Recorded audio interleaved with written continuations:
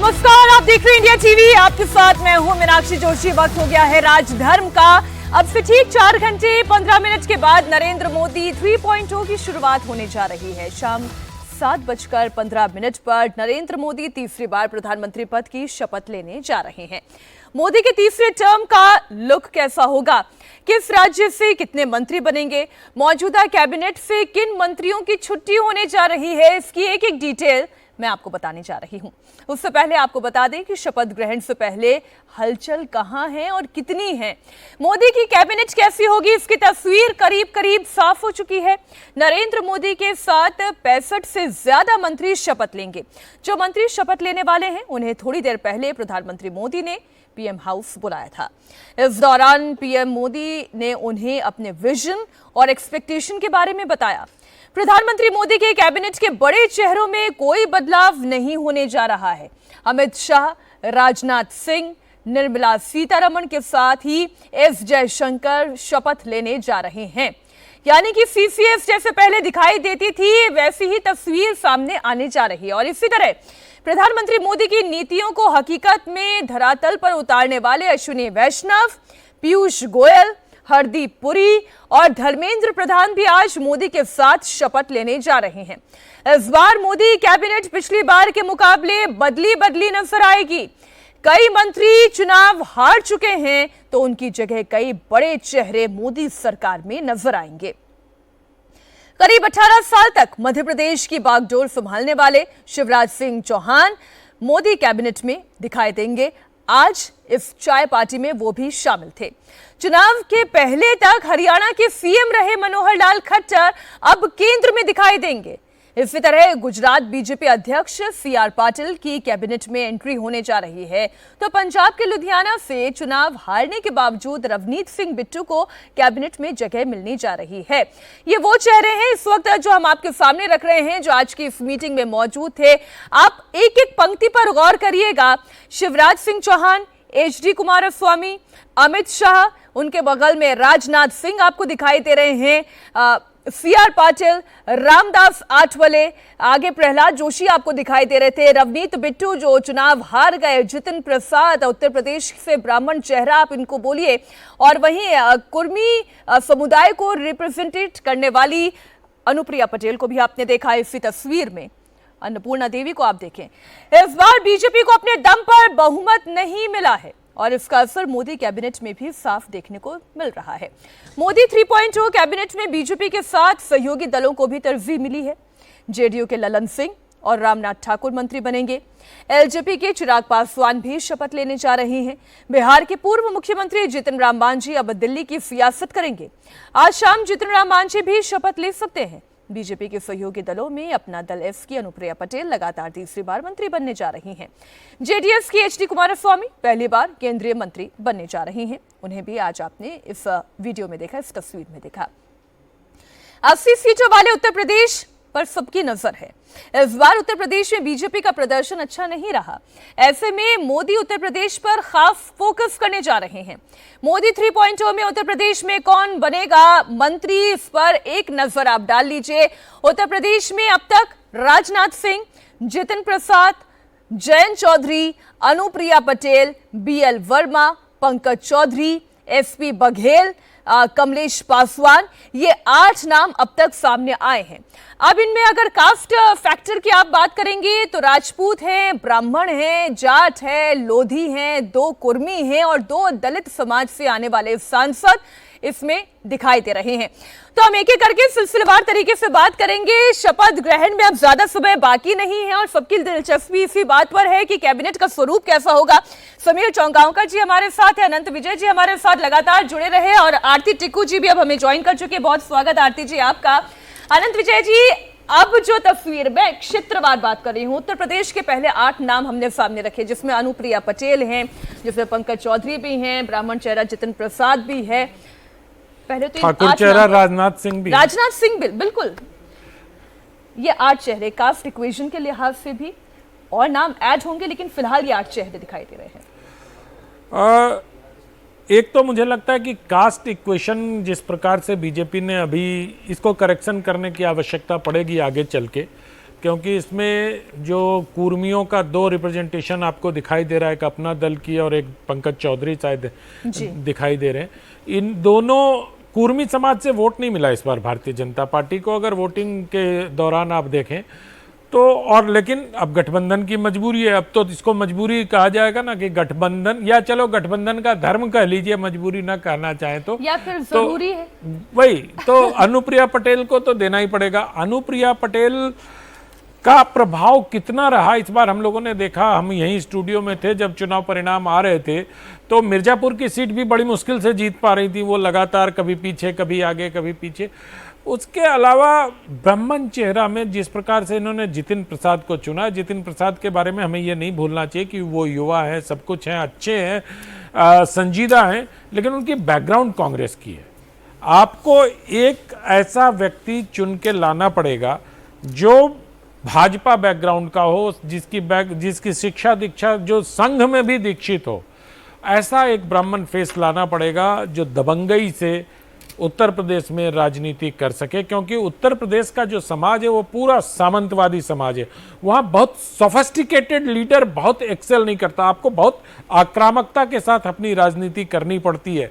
और जिस प्रकार से वहाँ ब्रजभूषण शरण जी ने अभी कुछ बयान दे दिया उन्होंने कि अगर मैं मुंह खोल लूँगा तो भूचाल आ जाएगा भाजपा की हार पर।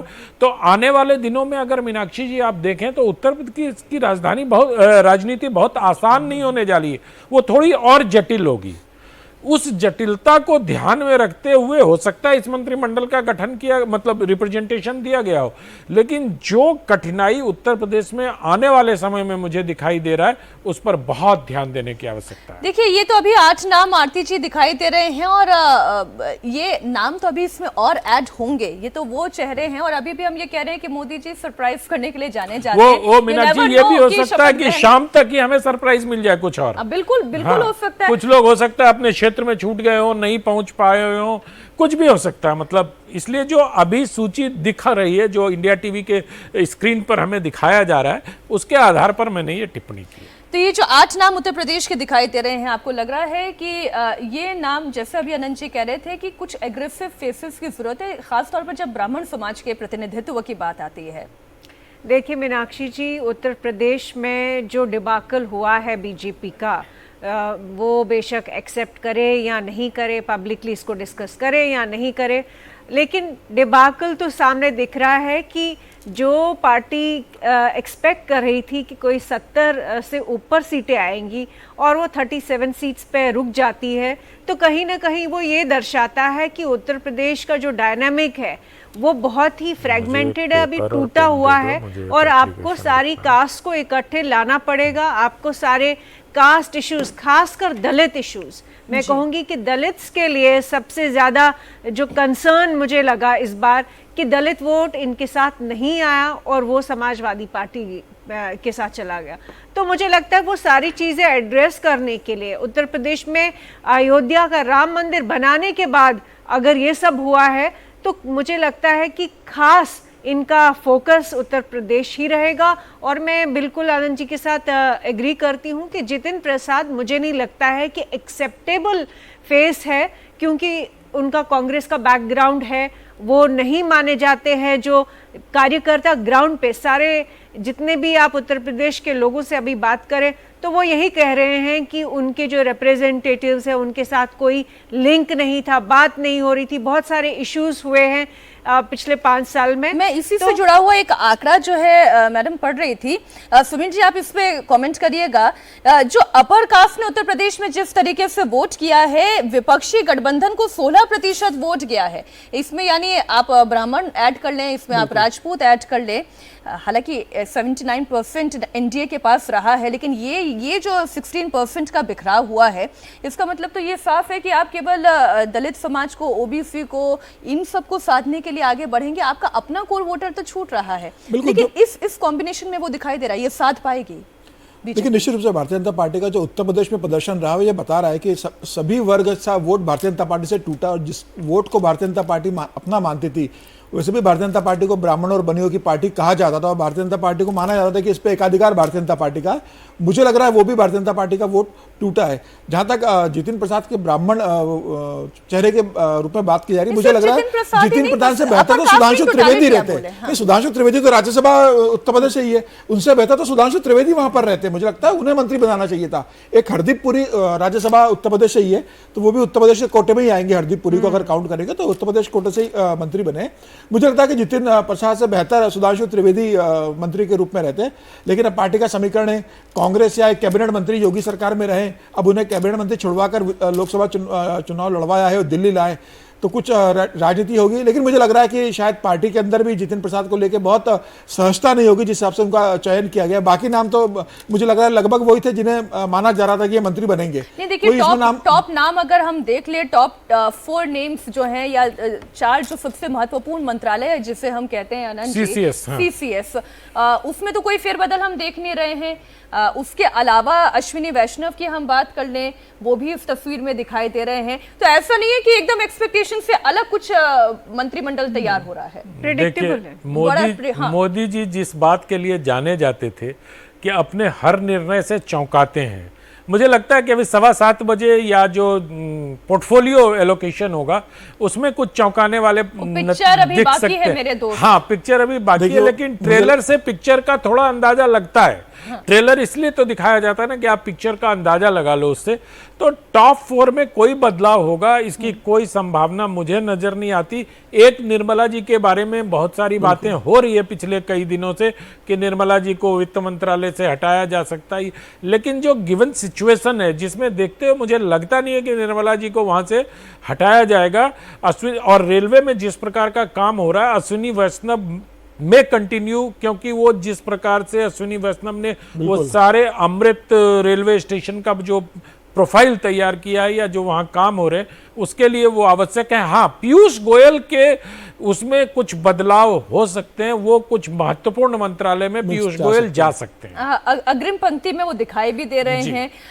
मैं एक बार फिर से क्योंकि उत्तर प्रदेश की बात कर रही हूँ समीर जी, ये जयंत चौधरी का नाम उत्तर प्रदेश की पश्चिमी बेल्ट जहां पर जाट बहुलता है, केवल कारण एक वो है या केवल वो एनडीए के घटक दल हैं, कारण एक वो है, या फिर ये जो किसानों वाली पॉलिटिक्स है जो एक बड़ा डेंट उत्तर प्रदेश में क्या किसान समुदाय से भी हुआ है बीजेपी को, क्या उसे साथ पाने के लिए जयंत चौधरी का इसको थोड़ा और क्लियर कर दीजिए। क्या जाटों से जो आप है ना, यही जाट किसान इनफैक्ट पूरी पश्चिमी बेल्ट। देखिए 2019 के अंदर भारतीय जनता पार्टी को नुकसान उठाना पड़ा था। जयंत चौधरी समाजवादी पार्टी के साथ थे, उसका नुकसान भारतीय जनता पार्टी ने उठाया। उस समय मायावती भी समाजवादी पार्टी के साथ थी।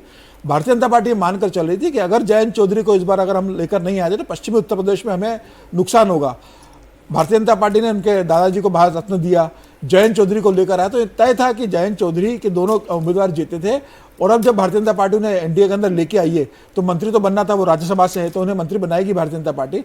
लेकिन भारतीय जनता पार्टी को मुझे लगता है कि समस्या से निकलना पड़ेगा कि जयंत चौधरी जाटों के नेता है तो आप दूसरे दल के जाट के बना रहे हो, कुर्मी की नेता अनुप्रिया पटेल है तो आप कुर्मी में उसको लेकर आ रहे हो, ब्राह्मण के जितिन प्रसाद को देख रहे हो तो कांग्रेस से उनको। मुझे लगता है भारतीय जनता पार्टी को अपना कैडर मजबूत करना पड़ेगा और अपने जो लीडर है उन्हें डेवलप करना पड़ेगा। मुझे लग रहा है कि यूपी में जो हाल हुआ है उसमें तो अभी तो खुद पार्टी अपने अंतर मंथन कर रही होगी कि किसको कितना। मुझे मैं बस 10 सेकंड जोड़ना चाहता हूं जो समीर जी कह रहे हैं। पश्चिमी उत्तर प्रदेश में ना कुछ और प्लस हुआ है, जाट प्लस कुछ हुआ है वहां, क्योंकि आप देखिए अगर सिर्फ मुजफ्फरनगर की बात करें तो चौधरी अजीत सिंह को हराया संजीव बालियान ने 2014 में। बिल्कुल ठीक है, उस चौधरी अजीत सिंह से बड़े नेता तो अभी जयंत चौधरी नहीं हुए हैं। बिल्कुल। दूसरी बार 19 में जब सपा, बसपा और जयंत तीनों एकजुट थे और चुनाव लड़ रहे थे, तब भी डॉक्टर संजीव बालियान भारतीय जनता पार्टी के कैंडिडेट वहां से जीते, केंद्र में मंत्री भी बने। इस बार जबकि जयंत चौधरी सपोर्ट कर रहे हैं बीजेपी को, तब संजीव बालियान 15,000 वोट से हार जाते हैं। तो इसका मतलब है कि जाटों की, या तो जाट एकदम से नहीं आए क्योंकि संजीव बालियान खुद भी जाट है, उनका अपना भी वोट बैंक है। तो मुझे ये नहीं लगता कि जाटों ने भारतीय जनता पार्टी को वोट नहीं दिया, लेकिन जाटों के अलावा जो वहां दलित हैं, जो वहाँ अन्य ओबीसी वो के shift लोग हुआ है, हैं, मायावती का या वोट जो shift हुआ है। त्यागियों के वोट है बिल्कुल। 40-50 हजार, उनमें क्या समीर हुआ, जी, आप ये in बड़ा fact बोल रहे दिलचस्प थे होगा। कि मायावती का मायावती का जो वोट बहुत शिफ्ट हुआ है। हाँ, मुझे लग रहा है मायावती का जो दलित वोट था वो समाजवादी पार्टी के पास शिफ्ट हुआ, और जो बार बार कहा जा रहा है कि राहुल गांधी ने जो संविधान बचाओ और आरक्षण खत्म कर देगा जो पर नैरेटिव जहां बना तक दिया मुझे था। याद पड़ता है समीर जी, वहां से बसपा का कैंडिडेट खड़ा है मुजफ्फरनगर से। हाँ, खड़ा हुआ था। चलिए, बसपा से। उत्तर प्रदेश के बाद अब बात बिहार की कर लेते हैं, जहां इस बार बीजेपी को 12 सीट और एनडीए को 29 सीट। थोड़ा सा इसको डिटेल्स को आगे बढ़ा लें, जो पीसीआर में बंधु बैठे हुए हैं। बात बिहार की हो रही है, 12 सीट बीजेपी को और एनडीए को 29 सीट मिली है। नीतीश कुमार की पार्टी एनडीए की तीसरी सबसे बड़ी पार्टी बनकर उभरी है और यही वजह है कि मोदी 3.0 में उनकी भागीदारी खास होने जा रही है। बिहार में बीजेपी के कोटे से गिरिराज सिंह, नित्यानंद राय, राजा भूषण निषाद और सतीश दुबे को मंत्री बनाया जा रहा है। तो वहीं जेडीयू से ललन सिंह, रामनाथ ठाकुर, एलजेपी से चिराग पासवान, एचएम से जीतन राम मांझी को मंत्री बनाया जा रहा है। तो जो कैबिनेट में मंत्री, अभी भी देखिए हम क्वेश्चन मार्क के साथ इसलिए बता रहे हैं, हम बार बार ये कह रहे हैं कि जब 7:15 शाम का वक्त होगा और शपथ ग्रहण शुरू हो जाएगा, उस वक्त ये क्वेश्चन मार्क पे हट जाएगा। लेकिन जो चेहरे संभावित हैं, जिनके पास लेटर पहुंच गया था, जिसमें से एक रामनाथ ठाकुर की सबसे पहले बात कर लेंगे। बिहार का सबसे बड़ा सरप्राइज जो है वो आपको बता दें, ब्राह्मण समाज से आने जा रहा है सतीश दुबे। राज्यसभा सांसद सतीश दुबे के पास आज सुबह 9 बजे जब फोन आया तो वो खुद ही चौंक गए थे। आप सुनिए उन्हें। बिहार से बीजेपी के राज्यसभा सांसद सतीश दुबे भी मंत्री बनाए गए हैं। सतीश जी, आपके नाम की चर्चा पहले से बिल्कुल भी नहीं थी। वीडियो सामने आया, प्रधानमंत्री उसमें निर्देश देते दिखाई दिए, वहां पर आप बैठे नजर आए, तब ये बात सामने आई। देखिए, इसी का नाम भारतीय जनता पार्टी है। इसमें जो दिखता है वो होता नहीं है, जो होता है वो दिखता नहीं है। कब फोन आया आपके पास? लगभग 9 बजे। इससे पहले कोई भनक, कोई आशंका, कोई नहीं उम्मीद थी? उम्मीद नहीं, ऐसे आना था। दिल्ली हम लोग आए थे, मीटिंग थी और कोई इस तरह का प्लानिंग भी नहीं था। जो खबर मिला तब समझ में आया कि हाँ। आप तो चौंक गए होंगे। बिल्कुल स्वाभाविक बात है। क्या कहा प्रधानमंत्री ने? चूंकि जो वीडियो आया है उसमें दिखाई दे रहा है कि वो बहुत ही गंभीरता से सारी चीजें समझा रहे हैं, बता रहे हैं। विकास पहला प्राथमिकता है, राष्ट्र सेवा पहला प्राथमिकता है, बस इसी पर। क्या करना है, क्या नहीं करना है, ये सब भी कुछ बताया? ऐसा बहुत कुछ नहीं, लेकिन विकास मुद्दा है। सतीश दुबे खुद ही हैरान है, आज सुबह सुबह उनके पास फोन आ गया। तो ऐसे चौंकाने वाले फैसले कई सारे होते हैं और नरेंद्र मोदी चौंकाने के लिए जाने जाते हैं। आरती जी, सतीश दुबे का नाम, वो खुद ही हैरान, उनके पास फोन आ गया। ऐसे बहुत सारे नाम आप और एक्सपेक्ट कर रही हैं? देखिए, मुझे लग रहा है सुबह से जितना भी टीवी पे चल रहा है कि सोर्सेज ने किस किस को मंत्री बनाया, किस किस को पोर्टफोलियो भी दे दिए, मुझे लगता है सरप्राइज मिलेगा। प्राइम मिनिस्टर मोदी जाने जाते हैं सरप्राइज देने के लिए। इनफैक्ट लास्ट मिनट तक वो क्या चेंजेस करेंगे किसी को नहीं मालूम सिवाय उनके। दूसरी बात की, जो मंत्री भी जिनको फ़ोन कॉल्स आए हैं, बेशक वो होंगे, लेकिन ये क्लियर है कि प्राइम मिनिस्टर एलाइज, वो तो एक्सपेक्टेड ही था कि एलाइज से वो लोग लेंगे और उनको मंत्रालय मिलेंगे। लेकिन जो प्रिडिक्टेबिलिटी मुझे दिख रही है, एटलीस्ट जो अभी तक टीवी में दिखाया गया है सुबह से लेकर अभी तक जी, कि जितने भी पुराने चेहरे थे उसमें से कुछ ही ड्रॉप हुए हैं और ज़्यादातर कंटिन्यू किए गए हैं।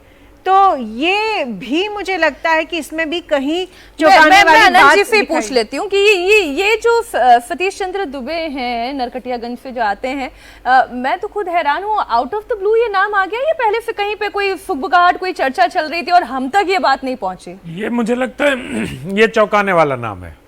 ये सतीश दुबे जब अभी यहाँ पढ़ा जा रहा था तो मैं बिहार का हूँ और मुझे लगा ये कौन है।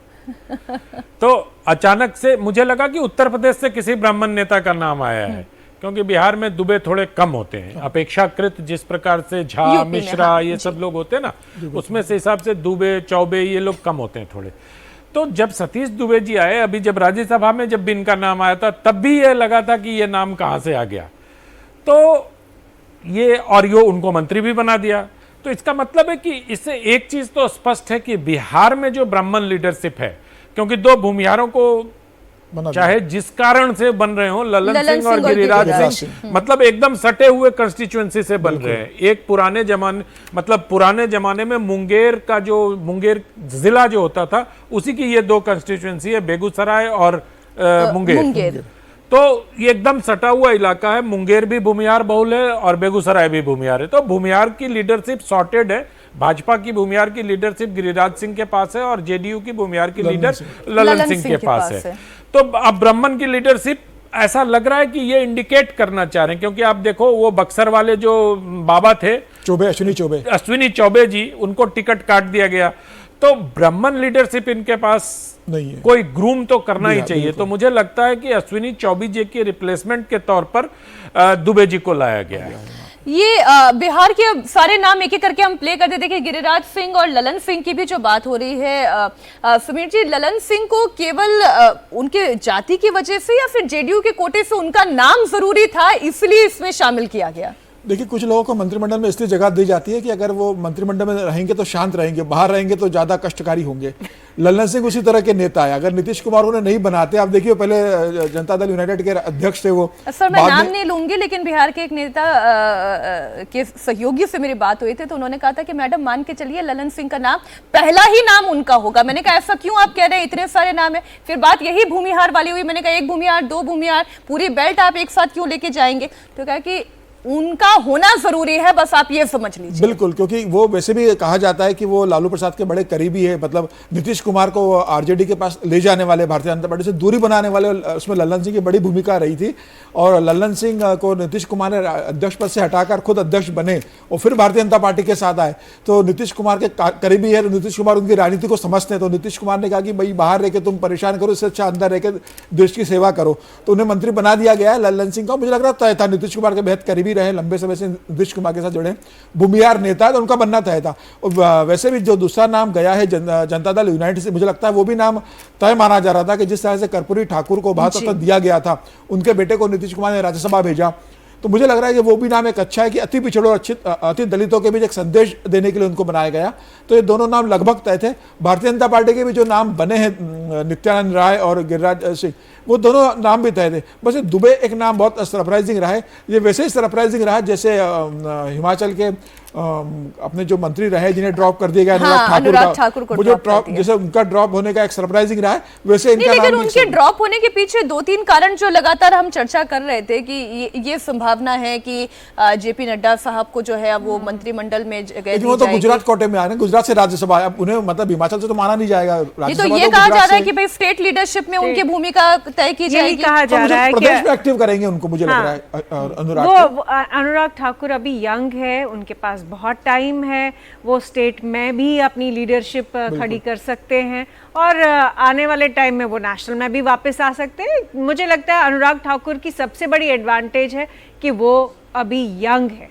अब बात महाराष्ट्र की भी कर लेते हैं, क्योंकि महाराष्ट्र से एक चेहरा जो है वो बिल्कुल ही नदारद रहा, अजीत पवार की ग्रुप वाली एनसीपी का। इस पर तो हम चर्चा करेंगे ही, लेकिन 48 सीटों वाले महाराष्ट्र से कौन कौन मंत्री पद की शपथ लेने जा रहा है, इस पर भी एक नजर। महाराष्ट्र में इस बार एनडीए को झटका लगा है, इसका असर कैबिनेट पर भी साफ दिखाई दे रहा है। महाराष्ट्र में पिछली कैबिनेट के 2 मंत्री नितिन गडकरी और रामदास आठवले आज तस्वीर में दिखाई दिए, ये शपथ भी लेंगे। कहा यह जा रहा है कि नितिन गडकरी तो अपने पोर्टफोलियो को भी रिपीट करते हुए दिखाई देंगे। पीयूष गोयल भी मोदी कैबिनेट में अहम रोल निभाएंगे, अग्रिम पंक्ति में वो भी दिखाई दिए। पीयूष गोयल पिछली सरकार में राज्यसभा सांसद के तौर पर मंत्री बने, इस बार वो मुंबई नॉर्थ से चुनाव जीतने के बाद शपथ लेने जा रहे हैं। इस बार मोदी कैबिनेट में महाराष्ट्र से 3 नए चेहरे आएंगे। इसमें पुणे से चुनाव जीते मुरलीधर मोहोल और रावेर से तीसरी बार सांसद बनी रक्षा खड़से और बुल्ढाना से सांसद प्रताप राव जाधव शामिल हैं। तो कुछ नाम वो हैं जो श्योर शॉट थे, उन्हें तो होना ही था। उसके बाद कुछ नए नाम इसमें दिखाई दे रहे हैं। मोदी 3.0 की फाइनल पिक्चर में एक और बड़ा ट्विस्ट है। ट्विस्ट ये कि अजीत पवार की एनसीपी से कोई मंत्री लिस्ट में नहीं है। अब इससे लेकर बड़ी खबर ये आ रही है, सोर्सेस के हवाले से कि मंत्री पद को लेकर अजीत पवार की पार्टी के अंदर ही मतभेद हो गया है। अभी देखिए, थोड़ी देर पहले समीर जी में यही कह रहे थे ना, पार्टी के अंदर ही मतभेद हो गया। प्रफुल्ल पटेल और सुनील तटकरे के बीच मंत्री पद को लेकर झगड़ा है। देवेंद्र फडणवीस ने आज प्रफुल्ल पटेल और तटकरे के साथ बैठक कर इस विवाद को सुलझाने की कोशिश की। दरअसल पेच रीजन की वजह से फंसा है। प्रफुल्ल पटेल विदर्भ रीजन से आते हैं। नितिन गडकरी और शिंदे की शिवसेना से सांसद प्रताप जाधव दोनों विदर्भ रीजन से आते हैं, जो मंत्री बनने वाले हैं। ऐसे में एक ही रीजन से तीसरा मंत्री बनेगा, ये मुमकिन नहीं है। मैं थोड़ा इस पर समीर जी आपका रिएक्शन पहले चाह रही थी, फिर अगली खबर में लूंगी। ये लड़ाई रीजन वाली है, क्या ये समस्या खड़ी हो गई है? देखिए, रीजन की समस्या तो रहेगी, लेकिन रीजन एक बहुत बड़ी समस्या नहीं होगा, क्योंकि भारतीय जनता पार्टी ने अपने कोटे से मंत्री नितिन गडकरी को बना दिया है विदर्भ रीजन से। 10 लोकसभा सीटें आती है विदर्भ से अंदर। प्रफुल्ल पटेल भी विदर्भ से ही आते हैं, गोंदिया भंडारा से आते हैं। पहले भी प्रफुल्ल पटेल मंत्री रहे कांग्रेस के, इसमें बड़े नेता रहे। अजीत पवार के, शरद पवार के बेहद करीबी रहे। अजीत पवार के साथ पार्टी बनाने में उनकी बड़ी भूमिका रही है। सुनील तटकरे अध्यक्ष रहे, शरद पवार की पार्टी के अध्यक्ष रहे। अजीत पवार के साथ अध्यक्ष चले गए। रायगढ़ से आते हैं वो, सिंधुदुर्ग रायगढ़ से आते हैं विदर्भ। तो मुझे लग रहा है कि निश्चित रूप से सुनील तटकरे को अगर नहीं बनाएंगे तो सुनील तटकरे के बारे में कहा जा रहा था कि शरद पवार के संपर्क में, और वो कभी भी जा सकते हैं। तो अजीत पवार चाहते होंगे कि सुनील तटकरे को मंत्री बनाया जाए। अजीत पवार नहीं चाहते होंगे कि प्रफुल्ल पटेल के साथ दूसरी समस्याएं भी, उनके कई केसेस चल रहे थे, अभी कुछ मामलों में भी भरे हुए कई केस उनके ऊपर चल रहे हैं। प्रधानमंत्री मोदी भी नहीं चाहते होंगे कि जो इतने टेंटेड रहे हैं पहले, उनको सीधे मंत्रिमंडल में ले जाए। जब नारायण राणे को लिया गया था तब भी बहुत विवाद अच्छा, हुआ था। मैं फिर क्लियरली पूछूं तो अगर मोदी की चॉइस में कोई पूछेंगे तो वो ये कहेंगे कि सुनील तटकरे। मुझे लगता है कि सुनील तटकरे का नाम वो आगे बढ़ाएंगे, लेकिन प्रफुल्ल पटेल के साथ एक बड़ी लॉबी है जो चाहती है कि प्रफुल्ल पटेल मंत्री बने। प्रफुल्ल पटेल एक बड़े उद्योगपति और बड़े उद्योगपति घराने से उनके संपर्क रहे हैं, और जिस तरीके से वो पार्टी को मैनेज करते हैं, उनका अक्रॉस द पार्टी संपर्क है। बीजेपी में एक बड़ा वर्ग है जो प्रफुल्ल पटेल के बेहद करीबी है। नितिन गडकरी के बहुत अच्छे संबंध है प्रफुल्ल पटेल के साथ। तो मुझे लग रहा है कि एक बड़ा वर्ग होगा जो चाहता होगा कि प्रफुल्ल पटेल मंत्री बने। पहले सिविल एविएशन मंत्री रह चुके हैं मनमोहन की सरकार के अंदर। अब मुझे लगता है कि देखना होगा कि कैसे होता है। मुझे लगता है भारतीय जनता पार्टी ने या मोदी ने तय किया हुआ कि अभी आप आराम करो, विचार करो, अगली मंत्रिमंडल विस्तार में हम देखेंगे, या महाराष्ट्र की राजनीति में क्या हो सकता है देखेंगे। जी, आप महाराष्ट्र को बहुत बेहतर समझते हैं, लेकिन क्या आपको नहीं लगता कि विपक्ष ने जो वॉशिंग मशीन वाला, कि वॉशिंग मशीन का एक वॉशिंग मशीन भाजपा के पास है, कोई भी भ्रष्ट नेता आता है और वो उसमें धुल के भाजपाई अच्छा हो जाता है, तो ये जो वॉशिंग मशीन सिंड्रोम है, क्या वही तो प्रफुल्ल पटेल को नहीं रोक रहा है? बिल्कुल वही एक कारण रहा है। और अभी तो अशोक चौहान का भी आ रहा है, मतलब अशोक चौहान जिनको राज्यसभा भेजा है नांदेड़ से, कह रहे हैं वो भी नाराज हो गए। उन्होंने भी अभी सुबह फोन किया देवेंद्र फडणवीस को कि भाई, मतलब मुझे उम्मीद थी मैं पूर्व मुख्यमंत्री बनने की, वो हाँ, कि मैं पूर्व मुख्यमंत्री रहा हूं, मुझे राज्यसभा भेजा है, तो मतलब मेरा नाम क्यों नहीं है? राज्यसभा आते ही मंत्री। तो अब ये मतलब पार्टी के अंदर आदर्श पीछा नहीं छोड़ रहा है उनका। अभी आदर्श जो स्कैम था, और सिर्फ ये बात नहीं है कि करप्शन, लेकिन दूसरी पार्टी से, ऑपोजिशन से आए हुए चुने हुए लोग, उनको मंत्रालय मिले। मुझे लगता है तो क्या हो रहा है ना, पार्टी में बहुत इस मामले में बीजेपी बड़ी उदार है। वो दूसरी पार्टी से आए लोगों को जल्दी दे देती है, अपने कार्यकर्ताओं को थोड़ा लेकिन मीनाक्षी जी, मुझे लगता है कि इसका ही खामियाजा भुगतना पड़ा पार्टी को, जो 303 सीट्स लेके आए थे 2019 में, और इस बार 240। तो देखिए मैम, उत्तर प्रदेश को लेकर सबसे ज्यादा इस बात पर चर्चा हो सकती है कि लिस्ट क्या थी, कितनी तरजीह दी गई उस लिस्ट को, उसके बाद फिर खामियाजा कैसे भुगतना पड़ा। लेकिन आज की तस्वीर, हम मोदी मंत्रिमंडल 3.0 की बात कर रहे हैं, और महाराष्ट्र के कुछ चुनिंदा नामों की हमने चर्चा की, जो आज आपको यहाँ पर दिखाई दिए। और बड़ी चिंता इस वक्त एनसीपी के अजीत पवार गुट को इसलिए है क्योंकि ये खबर, जैसा कि समीर जी बता रहे हैं और लगातार ये चल भी रही है, कि कई सारे ऐसे नेता हैं जो शरद पवार से ऑन एंड ऑफ संपर्क में बने हुए हैं। ये अजीत पवार के लिए चिंता का सबब हो सकता है। मोदी सरकार में आरपीआई अध्यक्ष रामदास आठवले तीसरी बार मंत्री बनने जा रहे हैं। रामदास आठवले ने कैबिनेट में शामिल किए जाने पर कहा, प्रधानमंत्री मोदी ने हमारी पार्टी का ख्याल रखा। आठवले साहब, मोदी भी तीसरी बार, आप भी तीसरी बार मंत्री, मोदी तीसरी बार प्रधानमंत्री। माननीय नरेंद्र मोदी जी को जनता ने तीसरी बार प्रधानमंत्री बनने का मौका दे दिया है, और मुझे मतलब उसमें तीसरी बार मंत्री बनने का मौका मिला है। तो नरेंद्र मोदी जी का मैं आभार व्यक्त करता हूं। बाबा साहब अम्बेडकर जी के मूवमेंट में चलाता हूं, और बाबा साहब का सपना पूरा करने के लिए जरूर सत्ता में भागीदारी आवश्यक थी और वो सत्ता में भागीदारी अपने को मिली है। तीसरी बार मुझे मंत्रिमंडल में स्थान मिला है।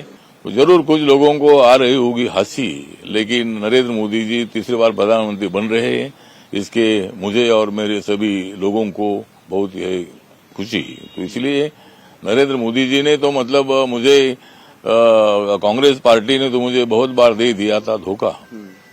कांग्रेस पार्टी ने तो मुझे बहुत बार दे दिया था धोखा, लेकिन नरेंद्र मोदी जी ने मुझे दे दिया है मंत्री पद का मौका। तो इसी तरह नरेंद्र मोदी जी ने रिपब्लिकन पार्टी का ख्याल रखते हुए आरपीआई का लोकसभा में एक भी मेंबर नहीं होने के बावजूद भी उन्होंने मुझे तीसरी बार अपने मंत्रिमंडल में लिया है।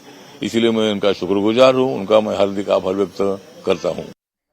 एक खास तरीके की अपने बोलने की स्टाइल के लिए रामदास आठवले जाने जाते हैं। कांग्रेस पार्टी ने दिया धोखा, नरेंद्र मोदी ने कैबिनेट में दिया मौका। इस बार मध्य प्रदेश में मोदी का मैजिक कैसा चला वो हम सब ने देखा। बीजेपी ने क्लीन स्वीप किया। बात मध्य प्रदेश की हो रही है। 29 की 29 सीटों पर कमल खिला है। ऐसे में मोदी 3.0 में मध्य प्रदेश से किसे मंत्री बनाया जा रहा है, मंत्री बनाते हुए कास्ट कॉम्बिनेशन का कितना ख्याल रखा गया है, वो भी आप इस तस्वीर में देखें। मध्य प्रदेश इस बार मोदी मंत्रिमंडल में जो बड़ा नाम दिखाई दे रहा है वो पूर्व सीएम शिवराज सिंह चौहान का है और विदिशा से उन्होंने प्रचंड जीत हासिल की। अभी कुछ दिनों पहले आनंद जी, जब मैंने उनसे सवाल पूछा कि आप क्या मंत्रिमंडल में शामिल होने जा रहे हैं, तो उन्होंने कहा कि देखिए मैं तो कार्यकर्ता हूं, मैं काम करूंगा। यही उनका अंदाज तब भी था जब वो मुख्यमंत्री थे। जब मुख्यमंत्री पद से हटे तब भी उनका वही अंदाज था और आज मंत्रिमंडल में शामिल होने जा रहे हैं एक बड़ा नाम शिवराज सिंह चौहान का। इसके अलावा ज्योतिरादित्य सिंधिया मोदी सरकार में एक बार फिर मंत्री बनाया जा रहा है। ये दोनों ही कद्दावर नेता है, ओबीसी समाज से आते हैं। मोदी 3.0 में दलित समुदाय से आने वाले वीरेंद्र खटीक और आदिवासी समाज से आने वाली सावित्री ठाकुर को मोदी की नई टीम में शामिल किया जा रहा है। ये 4 नाम इस वक्त हम देख रहे हैं। इससे लेकर भी आरती जी कोई शंका तो थी नहीं। 2 नाम शिवराज सिंह चौहान, ज्योतिरादित्य सिंधिया तो कंफर्म थे। बिल्कुल, और हमें मालूम है कि प्राइम मिनिस्टर की हमेशा फोकस रहा है ओबीसी और दलित, ट्राइबल्स। ये ऐसा नहीं है कि इनफैक्ट पिछले 5 साल में उन्होंने इन खासकर लोअर कास्ट को लेकर उनकी पॉलिसीज़ जो है इनफैक्ट बहुत अच्छी रही, बहुत बेहतरीन काम किया उन्होंने इस एरिया में। लेकिन सवाल ये है कि आज आके हम यूपी पे रुक जाते हैं कि वहाँ पे ये कॉम्बिनेशन क्यों ये उलटफेर हुआ और वहाँ क्यों नहीं दिखाया, डिस्पाइट कि प्राइम मिनिस्टर इनफैक्ट अभी भी लेकर आ रहे हैं, आपने जैसे कहा सावित्री ठाकुर को लेकर आ रहे हैं और उनको ओबीसी और बाकी लोअर कास्ट के बिल। लेकिन मुझे लगता है कि विद इन द पार्टी बहुत मुझे लगता है इंट्रोस्पेक्शन करना पड़ेगा कि इतना काम करने के बाद भी यूपी जो है बहुत ही फ्लूइड है और कुछ भी हो सकता है किसी भी इलेक्शन में। ये इसे इस तरीके से मैं अनंत जी पुट करना चाहूंगी कि मोहन यादव अगर मध्य प्रदेश के मुख्यमंत्री बना दिए गए हैं, इसका मतलब ये नहीं है कि उत्तर प्रदेश में यादव वोट आपको मिल जाएंगे। ठीक उसी तरीके से अगर आप यहाँ पे दलित और ओबीसी समुदाय को आगे कर देते हैं, इसका मतलब ये नहीं कि यूपी के लिए ये काम कर जाएगा।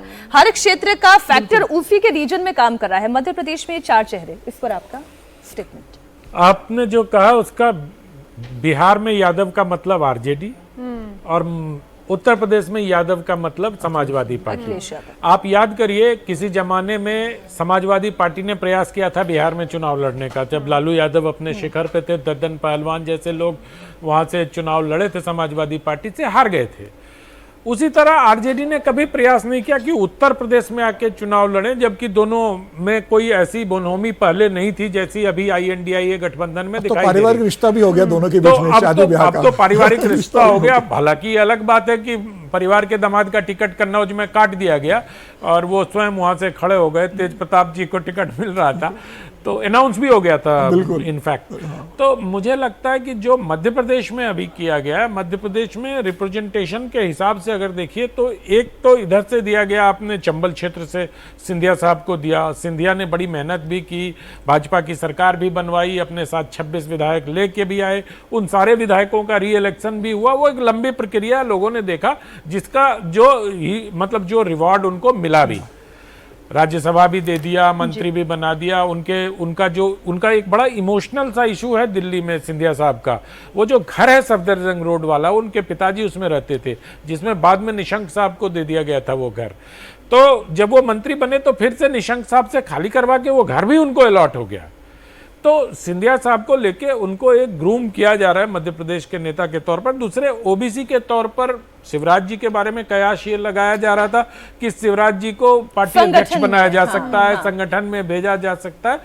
लेकिन शिवराज जी के अच्छा, ये चर्चा तो मनोहर लाल खट्टर, सॉरी, शिवराज जी के चेहरे की जो चमक थी इंटरव्यू में ना, वो मुझे लग रहा था, क्योंकि मोदी राज में आपको कोई सोर्स कुछ नहीं बताता। एक तो super source, super strong source, बहुत नजदीकी सोर्स, कई प्रकार के सोर्सों का भी डिवीजन अब हो गया। पहले एक सूत्र होते थे, अब सूत्रों का भी डिवीजन हो गया, सुपर सोर्स, सूत्रों के भी सूत्र। हाँ, सूत्रों के भी सूत्र। तब मुझे लगता है जब मैं उनके इंटरव्यूज देख रहा था ना, he was full of confident. तो मुझे लग रहा था कि इनको कोई ना कोई एक ठीक ठाक एश्योरेंस दे दिया गया है। और अच्छा, लेकिन मेरे पास क्योंकि समय कम है, यही चर्चा जो है वो मनोहर लाल खट्टर को लेकर भी थी कि उन्हें संगठन में भेजा जा सकता है। निश्चित रूप से बड़े नेता है, हरियाणा के 2 बार के मुख्यमंत्री रहे, तो ये चर्चा स्वाभाविक है कि अगर शिवराज सिंह चौहान केंद्र में आ रहे हैं, मनोहर खट्टर केंद्र में आ रहे हैं, तो पहला विचार ये आता है कि भाई नड्डा जी का कार्यकाल खत्म हो गया है, तो बड़े नेता है, मुख्यमंत्री रहे, तो हो सकता है राष्ट्रीय अध्यक्ष बने। लेकिन मुझे लग रहा है कि जितने भी बड़े नेता है सभी को कैबिनेट में ले लिया गया है। तो बड़ा प्रश्न ये उठता है कि अध्यक्ष कौन बनेगा? अब कोई बचा नहीं, कोई भी बड़ा नेता नहीं बचा। एक मतलब मैं आपके साथ साझा करता हूं कि एक बड़ी चर्चा चल रही है अभी व्हाट्सएप पे कि कोई लेडी है साउथ की जिनको पार्टी अध्यक्ष बनाया जा सकता है। मतलब निर्मला सीतारमण? नहीं, वो तो कैबिनेट में आ गई, वो कैबिनेट में बैठी हैं, वो तो उनका नहीं। तो ये वसंती महिला मोर्चा की अध्यक्ष, महिला मोर्चा की अध्यक्ष और कमल हसन को हराया था, बिल्कुल विधायक। तो ये सवाल तो हम यहीं पर रहने देते हैं, लेकिन आज का जो बड़ा सवाल है, मोदी 3.0 का चेहरा कैसा होगा? बहुत हद तक आज की इस चाय पार्टी के बाद स्पष्ट हो चुका है, लेकिन जो थोड़ी कसर बाकी रह गई है उसके लिए तो आपको इंतजार करना होगा अगले और 2.5 घंटे का इस वक्त समय हो रहा है जी, 3:35 का समय हो रहा है। थोड़ा सा इंतजार, 2.5 घंटे का इंतजार और आपको करना होगा। फिलहाल राजस्थान में इतना ही। वक्त एक छोटे से ब्रेक का। मोदी 3.0 में कितनी महिला सांसद मंत्री बनेंगे उसकी भी एक डिटेल इस छोटे से ब्रेक के बाद।